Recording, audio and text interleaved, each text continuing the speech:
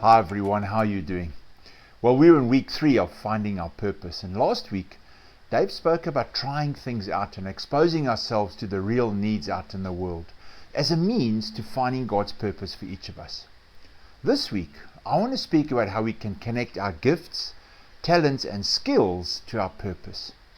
You know, for many people, they think they have to create their own purpose, and they don't realize that we need to rather find our God-given purpose. John Comer, in his book The Garden City, said this: I was brought up in a culture that essentially said you can do anything you put your mind to.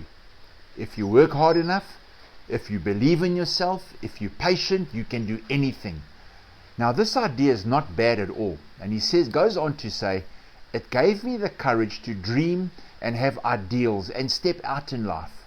And then he went on and said, but it's also dangerous because it's not true. He said, I can't be anything I want to be, no matter how hard I work or how much I believe in myself.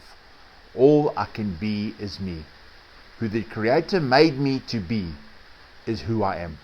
If we fight the image of God in us, even if we succeed in the short run, it will come back to eat us alive. Interesting reading, isn't it? But this morning, I'd like to give you 4 points that I think are helpful in our quest of finding our purpose. And firstly, our gifts and talents are clues to our purpose. You know, God normally calls us along the line of our giftedness. But the purpose of giftedness is service, not selfishness. We learned this last year in our gifted series.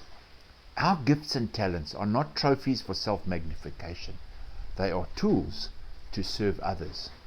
That's the connection with gifts and calling. Both have to do with areas of service to others. You know, from a secular perspective, the Gallup organization, widely known for their research and strength development, concluded after studying 2 million people, the evidence is quite overwhelming.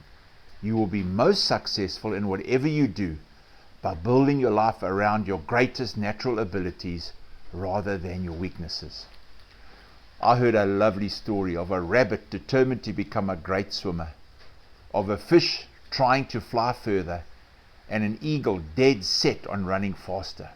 Well, after a few weeks, the rabbit was a lousy swimmer and an average runner, the eagle was a lousy runner and an average flyer, and the fish a lousy flyer and an average swimmer. Do you recall what Moses said when Moses was whining about not being capable of freeing the nation of Israel from the Egyptians? And it can be found in Exodus 4 verse 2. And it says this: Then the Lord said to him, What's in your hand? A shepherd's staff, Moses replied. What's interesting is that the moment Moses puts what he has in God's hands, things began to happen. If you read further on in Exodus, you'll see that the shepherd's staff of Moses is not called Moses' staff, but rather it's called the rod of God. You see, it's as if what we surrender to God stops being ours and becomes His. It's ours, but His. And God uses what we have surrendered to Him in powerful, miraculous, and effective ways. Much more, so much more than we could have imagined. Secondly, our skills are clues to our purpose.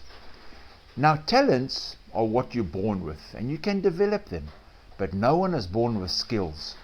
Skills come from hard work and from God. So let me ask the question that we should all be asking ourselves. What skills have you developed? I mean, can you believe it? The average person, they say, possesses between 500 and 700 skills. And so as you gather in your groups, what about writing down your individual skills and see how they could line up to your purpose? You know, God is most glorified in us when we use all our gifts and skills for His glory. And point number 3, when it comes to our purpose, is that we mustn't rest on our laurels, so to speak. We should continually develop our gifts and skills. And then lastly, point number 4 is don't be limited by your gifts and skills. So I'm trusting that these 4 points were helpful. Maybe take some time to think on them. And here they are again. Number 1, our gifts and talents are clues to our purpose. Number 2, our skills are clues to our purpose. Number 3, Continually develop your gifts and skills. And lastly, don't be limited by your gifts and skills. Amen.